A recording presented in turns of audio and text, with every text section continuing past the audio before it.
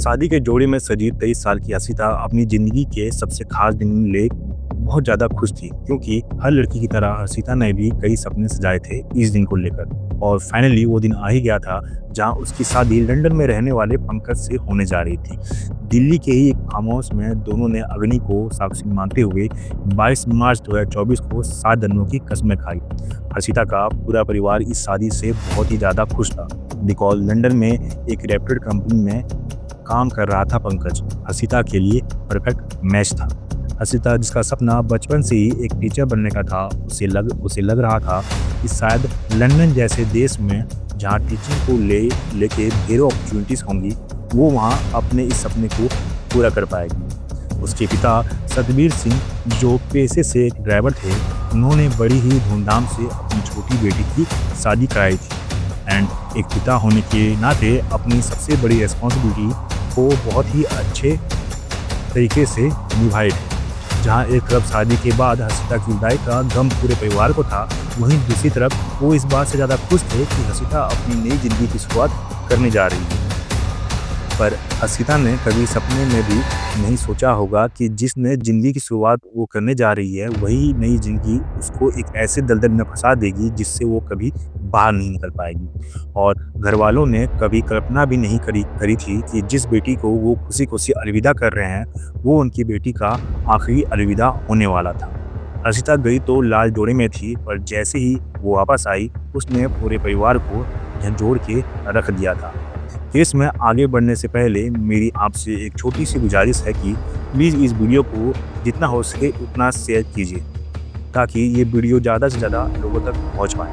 And मैं ऐसा क्यों बोल रहा हूँ, वो आपको वीडियो के एंड तक पता चल जाएगा। दिल्ली के पालम गांव के सतनगर कॉलोनी में रहने वाली हसीता बचपन से ही काफ़ी kind, innocent and violent nature की लड़की थी, और उसका सपना बचपन से ही टीचर बनने का था। और अपने इस सपने को पूरा करने के लिए हसीता ने प्रतिभा विकास विद्यालय से अपनी स्कूलिंग खत्म करने के बाद दिल्ली यूनिवर्सिटी के श्री वेंकटेश्वर कॉलेज से हिंदी साहित्य में BA ऑनर्स से अपनी ग्रेजुएशन कंप्लीट करी। ग्रेजुएशन कंप्लीट करने के बाद हसीता ने MBU यानी महर्षि दयानंद यूनिवर्सिटी से BEd की पढ़ाई करी। अपनी एजुकेशन कंप्लीट करने के बाद हसीता ने बच्चों को ट्यूशन पढ़ाना शुरू कर दिया, और उसका ये पैशन टूवर्ड्स टीचिंग इतना ज़्यादा था कि अक्सर उसके स्टूडेंट्स के पेरेंट्स उसकी इस मामले में तारीफ भी किया करते थे। हसीता, जो अभी सिर्फ 23 साल की थी, अपने ब्राइट फ्यूचर के लिए वो पूरी शिद्दत से मेहनत कर रही थी। घर की सबसे छोटी बेटी होने की वजह से घर के सभी लोग उससे बहुत ज़्यादा प्यार करते थे, स्पेशली हसीता की बड़ी बहन सोनिया और हसीता एक दूसरे से बहुत ज़्यादा क्लोज थे और अपनी हर प्रॉब्लम्स को एक दूसरे के साथ शेयर भी किया करते।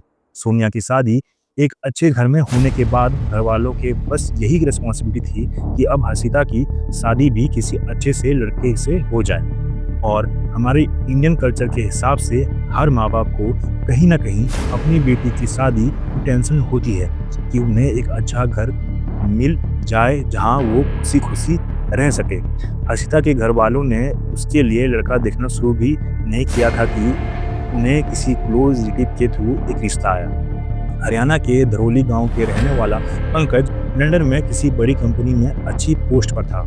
हालांकि पंकज की उम्र हसीता से 1 साल छोटी थी, पर घर वालों को लगा कि लड़का वेल सेटल्ड है और एक अच्छी फैमिली से भी है, और क्योंकि रिश्ता किसी क्लोज रिलेटिव के थ्रू आया था, तो उन्होंने बिना ज़्यादा पूछताछ करे हसीता का रिश्ता पंकज से फिक्स कर दिया।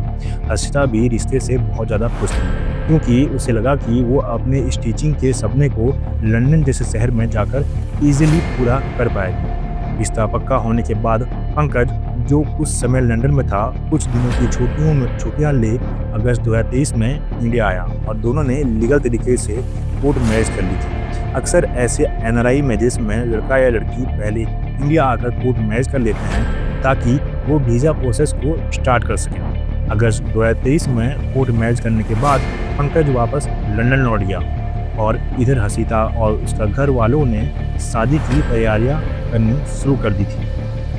कोर्ट मैरिज के करीब 8 महीने बाद पंकज फिर से इंडिया आया, जहां दोनों ने हिंदी रीति रिवाज के साथ बड़ी ही धूमधाम से शादी करी और शादी के कुछ दिनों बाद ही पंकज फिर से यूके चला गया था to continue this work. Hasita का वीज़ा भी तब तक आ गया था, इसलिए वो भी शादी के महज 1 महीने बाद अप्रैल में पंकज के पास चली गई थी। दोनों इंग्लैंड के नॉर्दर्न सैद डिस्ट्रिक्ट के कॉर्बी में मूव हो गए थे, जहां पंकज पहले से ही रह रहा था। हर्षिता के लिए एक नए शहर में नए लोगों के साथ एडजस्ट होना एक टेंशन था, पर अपने पॉजिटिव और काइंड नेचर की वजह से वो लोगों के साथ घुल मिल गई थी और देखते ही देखते अपनी एजुकेशन और डिग्री के दम पर उसे एक डिस्ट्रीब्यूशन सेंटर में जॉब भी मिल गई थी। एक्साइटेड होने के साथ साथ हर्षिता पूरी तरह से एक वाइफ और एक पार्टनर का रोल प्ले कर रही थी, जहां वो जॉब करके फाइनेंशियली पंकज को सपोर्ट तो कर रही थी, साथ ही साथ घर के कामों में भी पंकज का पूरा हाथ बढ़ा रही थी। दोनों अक्सर समय मिलने पर साथ में घूमने भी जाया करती और शायद यही रीज़न भी था कि हर्षिता अपनी इस नई ज़िंदगी में बहुत ज़्यादा खुश थी, जहां उसके पास पति पंकज का साथ तो था ही, वहीं दूसरी तरफ वो अपना ब्राइट फ्यूचर भी देख पा रही थी। पर हर्षिता की इस नई ज़िंदगी पर बिजली गिरने वाली थी, क्योंकि कहते हैं ना, कभी कभी जो हमें दिखाया जाता है वो सच नहीं होता और जो सच होता है वो दिखाया नहीं जाता। जिस पंकज से उसने ये सोचकर शादी कर ली थी कि वो यूके में एक अच्छी कंपनी में जॉब करता है, वो पंकज किसी अच्छी कंपनी में जॉब नहीं बल्कि एक पिज़्ज़ा डिलीवरी बॉय के रूप में काम करता था और उस समय स्टूडेंट वीज़ा पर था। हर्षिता ने जब इस बारे में अपनी फैमिली को बताया तो वो भी इस बात से शॉक रह गए, पर उनके पास कोई और ऑप्शन था नहीं और हर्षिता ने भी उन बातों को इग्नोर करते हुए अपने काम पर फोकस करना शुरू कर दिया।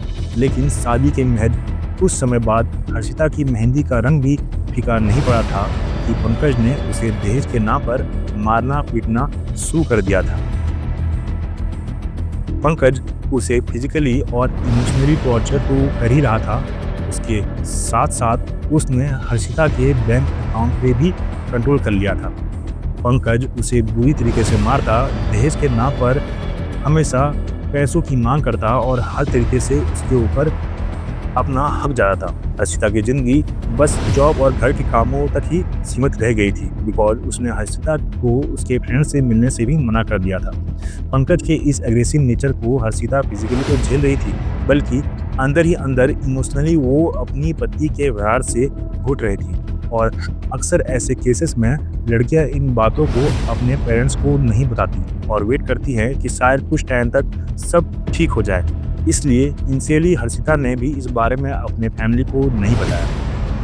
29 अगस्त 2024 को पंकज ने उसे बहुत ही बुरी तरीके से मारा, जिसके बचाव में हर्षिता ने घर से भागने की भी कोशिश करी, पर पंकज ने उसका पीछा करते हुए उसे पकड़ लिया और उसके बाद उसके साथ फिर से मारपीट की। और पंकज की इस बिहेवियर से जब हर्षिता की आंसू का घड़ा भर गया तो उसने फाइनली अपने पिता को कॉल कर इस बारे में बताया और घर वालों ने जब अपनी बेटी को इस हाल में देखा तो उनके ऊपर दुखों का बादल फट गया। उन्होंने कभी सपने में भी नहीं सोचा था कि उनका दामाद उनकी बेटी का ये हाल कर देगा। हर्षिता के फादर ने बड़ी समझदारी से उसे अपनी किसी फ्रेंड को कॉन्टेक्ट करने को बोला और उससे वहां से चले जाने की सलाह दी, जिसके बाद हर्षिता ने मौका देख अपने कलीग को कॉल किया और वो अपने ही कलीग के साथ उसके घर जाकर रहने लगी। और इस पूरी रिलेशन में सबसे ज़्यादा शॉकिंग और दुख भरी बात ये थी कि हर्षिता उस वक्त प्रेग्नेंट थी और काफ़ी टाइम तक फिजिकली और इमोशनली सफ़र करने की वजह से उसको मिसकैरेज भी हो गया था। 29 अगस्त की शाम को ये अपने कलीग के घर पहुंचने के बाद हर्षिता ने नॉर्दर्न सिटी पुलिस में पंकज के खिलाफ डोमेस्टिक वायलेंस की कंप्लेंट दर्ज कराई, जिसमें उसने पुलिस को एक लेटर लिखते हुए बताया कि पंकज उसे फिजिकली, मेंटली और सेक्सुअली अब्यूज़ करता है। उसने उसके सभी बैंक अकाउंट्स को कंट्रोल कर लिया है और वो उसे ओवरटाइम करने के लिए भी फोर्स करता है। पुलिस ने जब हर्षिता की ये बातें सुनी तो उन्होंने बड़ी ही फास्ट पेस तरीके से इस केस को देखा और 3 सितंबर 2024 को पंकज को गिरफ्तार कर उसे जेल में डाल दिया। हालांकि पंकज को इस इंसिडेंट के 2 दिन बाद ही बेल मिल गई और वो जेल से बाहर भी आ गया था, पर पुलिस ने हर्षिता के लिए DVPO यानी domestic violence protection order release कर दिया था, जिसके तहत पंकज 28 दिनों के लिए ना ही हर्षिता से मिल सकता है और ना ही उसे कांटेक्ट कर सकता है। यहाँ पे नोट करने वाली बात ये थी कि पुलिस ने इस केस को बहुत ही सीरियसली ले लिया था, जिसके बाद उन्होंने हर्षिता के लिए पुलिस के 2 डिटेक्टिव्स भी असाइन कर दिए थे, जो रेगुलर बेसिस पर उसका हालचाल पूछा करते थे। और पुलिस ने हर्षिता को दूसरे घर में मूव कर दिया था, जो पंकज के घर से वॉकिंग डिस्टेंस पर था। हर्षिता पंकज के इस टॉर्चर से इतनी टूट चुकी थी कि उसने अपना मन बना लिया था और उसने अपने फैमिली को कॉल कर बता दिया था कि वो अब पंकज के साथ नहीं रह सकती और ना ही वो उसके पास वापस जाएगी, नहीं तो वो उसे मार देगा। हर्षिता की फैमिली भी इस इंसिडेंट से काफ़ी डर गई थी, जिसके बाद उन्होंने अपनी बेटी को रिक्वेस्ट करते हुए वहाँ से वापस इंडिया आने के लिए, पर क्योंकि उसने पंकज के खिलाफ केस दर्ज करा रखा था तो लीगली वो वापस नहीं आ सकती थी जब तक केस क्लोज नहीं होता। इधर दूसरी तरफ 28 दिन बीत जाने के बाद और फाइन पे करने के बाद पंकज के ऊपर से DVPO ऑर्डर भी रिलीज हो गया था, जिसके बाद उसने अपने रिलेटिव के थ्रू हर्षिता को कॉन्फ्रेंस कॉल पर लिया और उसको कंप्लेन वापस लेने को बोला। हर्षिता को बार बार रिक्वेस्ट करने के बाद या फिर कह सकते हैं धमकी देने के बाद उसने पंकज के खिलाफ अपनी कंप्लेन वापस ले ली और यही हर्षिता की सबसे बड़ी गलती थी। कंप्लेन वापस लेने के बाद पंकज ने फिर से हर्षिता की ज़िंदगी में इंटरफेयर करना शुरू कर दिया। वो आए दिन उसे कॉल करता और उसे बहलाता कि वो एक नई ज़िंदगी की शुरुआत कर सकते हैं और इसी बहकावे में आकर हर्षिता पिघल गई और उसने फिर से पंकज से मिलना जुलना शुरू कर दिया। और पंकज के दिमाग में जो चल रहा था उसे हर्षिता बिल्कुल अनजान थी। उसे लगा कि शायद जेल जाकर पंकज की अकल ठिकाने आ गई होगी, पर कहते हैं ना, सांप को चाहे कितना भी दूर क्यों ना पिलाया जाए वो आखिरकार साफ ही रहता है। पंकज ने फिर से हर्षिता के ऊपर कंट्रोल दिखाना शुरू कर दिया था और मिलने के बहाने से वो अक्सर ये कहकर उससे पैसे भी ले लेता कि जेल जाने के बाद उसे जॉब मिलने में मुश्किल हो रही है। 10 नवंबर 2024 को पंकज ने फिर से हर्षिता को घर के पास ही फॉर्पी बोतल लेक पे मिलने के लिए बुलाया। दोनों ने काफ़ी देर तक लेक के पास ही वॉक करी, जिसके बाद हर्षिता ने उसे घर आने के लिए भी बोला। हर्षिता को लग रहा था कि पंकज अब सुधर चुका है, जिसके बाद उसने अपने घर पर वीडियो कॉल करके बताया कि पंकज आज डिनर पर घर आ रहा है एंड वो उसके लिए खाना बना रही है। इस बात से अनजान हर्षिता के घर वालों को बिल्कुल भी अंदाज़ा नहीं था कि ये उनकी बेटी के साथ आखिरी वीडियो कॉल होने वाला है। 11 नवंबर यानी अगले दिन जब घर वालों ने उसे कॉल किया तो उसका फ़ोन अनरीचेबल था। हर्षिता ना ही अपने घर वालों का कॉल उठा रही थी एंड ना ही किसी मैसेज का रिप्लाई कर रही थी। घर वालों को लगा कि वो शायद काम में बिजी होगी या फिर पंकज के साथ घूमने गई होगी, पर जब 13 नवंबर तक भी उसने कोई कॉल बैक नहीं किया तो उसके पिता ने घबराई हुई हालत में उससे पूछा, आज फ़ोन नहीं किया, सब ठीक ठाक है बेटा? इस मोमेंट तक घर वालों को अंदाज़ा हो गया था कि हर्षिता के साथ कुछ तो गलत हुआ है, इसलिए उसके पिता ने अपने एक रिलेटिव के थ्रू हर्षिता की मिसिंग कंप्लेन दर्ज करवाई। जब हर्षिता के बारे में अपने रिकॉर्ड्स चेक किए तो उनका पहला शक पंकज पे ही गया, बिकॉज हर्षिता ने कुछ टाइम पहले ही पंकज के खिलाफ डोमेस्टिक वायलेंस की कंप्लेन दर्ज करवाई थी। पुलिस के लिए ये एक बहुत ही सेंसिटिव सिचुएशन थी और अपनी इन्वेस्टिगेशन को फास्ट करते हुए उन्होंने जब हर्षिता के दिए हुए एड्रेस पर जाकर चेक किया तो वहाँ पर वो नहीं थी और इसी बीच उन्हें ये भी पता चला कि पंकज भी अपने रजिस्टर्ड एड्रेस पर नहीं है एंड उसकी सिल्वर कलर की पोर्सा कार भी मिसिंग थी।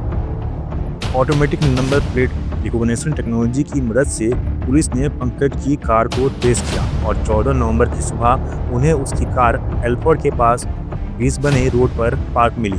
पुलिस ने जब कार को चेक किया तो उसमें कोई भी नहीं था और जैसे ही पुलिस ने कार की बूट यानी डिक्की खोला तो उसमें हर्षिता की लाश मिली। बॉडी को देखकर पुलिस को अंदाजा हो गया था कि डेथ 3-4 दिन पहले हुई है और जैसे ही ये खबर हर्षिता की फैमिली को मिली तो उनके पैरों तले जमीन खिसक गई। घर वालों का रो रो कर बुरा हाल था और इधर 15 नवंबर को आई पोस्टमार्टम रिपोर्ट से ये कंफर्म हो गया था कि डेथ 10 नवंबर की शाम 7 से 8 बजे से बीच हुई थी और डेथ का रीज़न स्ट्रैंगुलेशन था, यानी कि हर्षिता का गला दबाकर हत्या करी गई थी।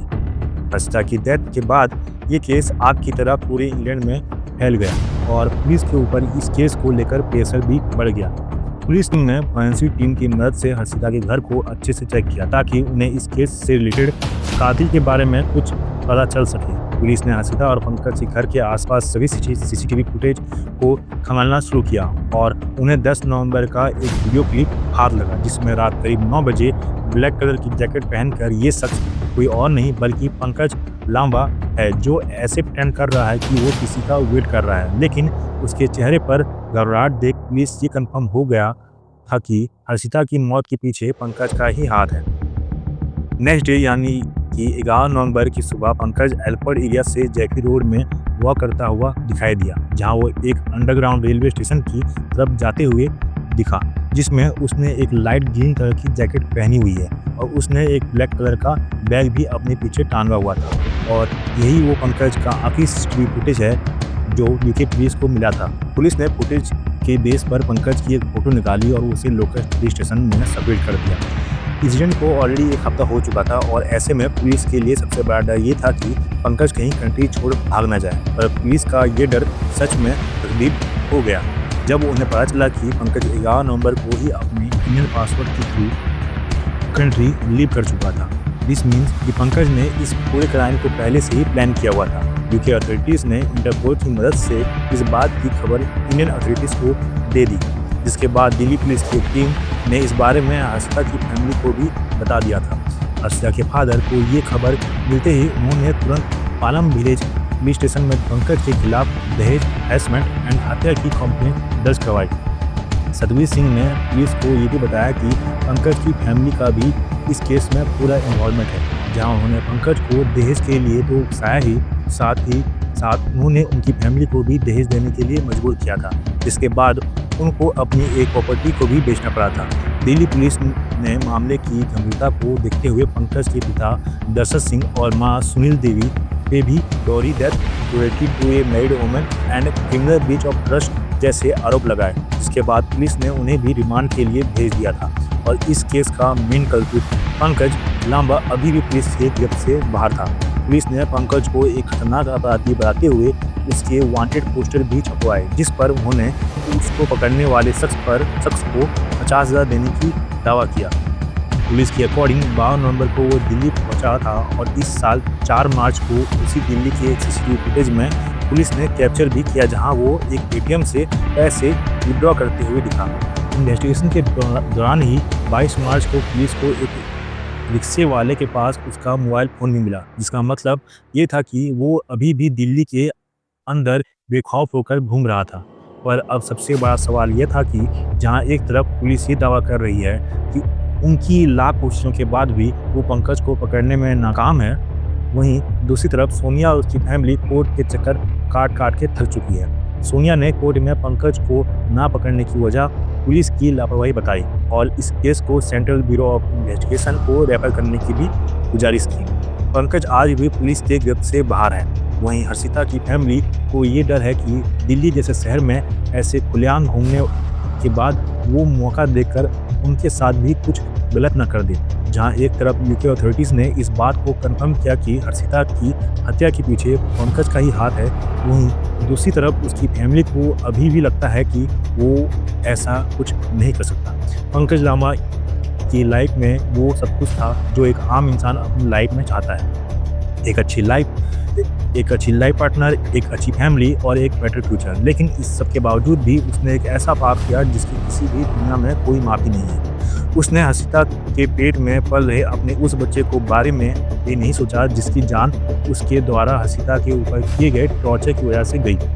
ये केस दिखाता है कि कैसे दिमाग में बैठा पैसों का ये फितूर किसी शख्स को इस हद तक गिरने के लिए मजबूर कर देता है। आई एम नॉट सरप्राइज कि जहां हमारे देश में ऑलरेडी लाखों केस पेंडिंग हैं और हत्यारा आज भी खुलेआम घूम रहे हैं, शायद इन्हीं केसेस की तरह इस केस को भी किसी धूल भरी फाइल के नीचे दबा दिया जाए। लेकिन जाते जाते मैं आपसे ये रिक्वेस्ट है कि वीडियो को जितना हो सके उतना शेयर कीजिए, क्योंकि आपकी बस इतनी सी कोशिश किसी कातिल को गिराने में काम आ सकती है।